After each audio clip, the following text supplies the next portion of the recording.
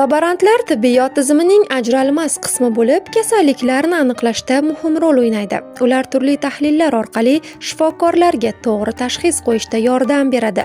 Har bir namunani sinchiklab o'rganish, aniqlik bilan ishlash va yuqori mas'uliyat talab qiladigan bu kasb jamiyat uchun nihoyatda zarurdir.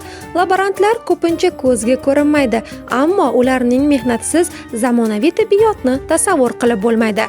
Respublika ixtisoslashtirilgan onkologiya va radiologiya ilmiy amaliy tibbiyot markazi Farg'ona filialida laborant bo'lib ishlab kelayotgan qahramonimiz Dildoraxon ham sabr va mas'uliyatni o'ziga hamroh qilgan.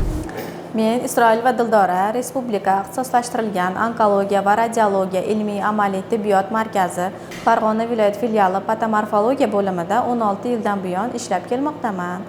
Bizning laboratoriyamizda 3 bosqichli analiz bo'lib, birinchi bosqichli analizimiz sitologik analiz bo'lib, bunda bemorlardan surtma va biologik suyuqliklar olinadi.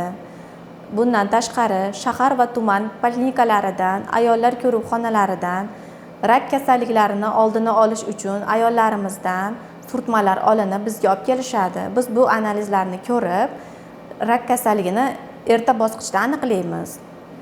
Ikkinchi bosqichli analizimiz gistologik analiz bo'lib, bunda bemorlardan to'qimalar olinadi. Bu bosqichma-bosqich o'tadigan analiz hisoblanadi. Oldin bu analizimiz 10 kun davomida chiqayotgan bo'lsa, hozirgi kunda prezidentimiz tomonidan sog'liqni saqlashga qaratilgan e'tiborlari tufayli bizning laboratoriyamizga ham zamonaviy apparaturalar yetkazilib berilgan. Biz bu apparaturalar yordamida tahlillarni sifatli va tez tayyorlab berayapmiz. Mening vazifam tahlillarni bosqichma-bosqich tayyorlab, sifatli tarzda gistolog vrachlarimizga yetkazdirilib berish. Uchinchi bosqichli analizimiz IGH analizi, ya'ni immunogistoximiya analizi bo'lib, bunda bemorlarimiz kimyoviy terapiyani qaysi turini olish uchun juda ham muhim hisoblanadi. Markazdagi zamonaviy uskunalar tufayli bugun har bir tahlil to'g'ri va aniq oz fursat ichida tayyor bo'lmoqda. Bizning maqsadimiz aholi orasida o'sma kasalliklarini erta bosqichda aniqlash, aholiga sog'lom turmush tarzini yaratish. Men o'z kasbimdan faxrlanaman va bundan keyin ham sidqi dildan fidoyilik bilan xizmat qilaman.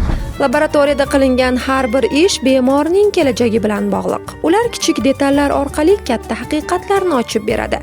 Shunday ekan, mas'uliyatli vazifa egalari bo'lmish laborant hamshiralarimiz hamisha omon bo'lsinlar.